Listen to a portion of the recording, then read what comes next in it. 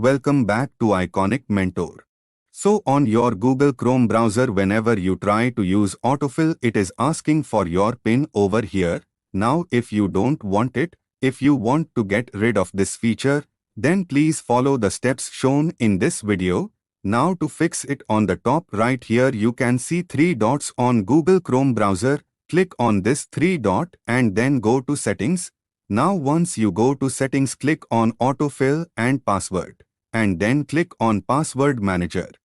Click on settings over here, and then over here you can see the option which says use Windows Hello when filling password. Now you can turn this off. Once this is off, now you can try to log in. You can try to use autofill feature, and you should not be asking for PIN, and you should be able to use autofill without entering the Windows Hello PIN. So that'll be all. Thank you so much for your time, and please like this video and subscribe to my channel.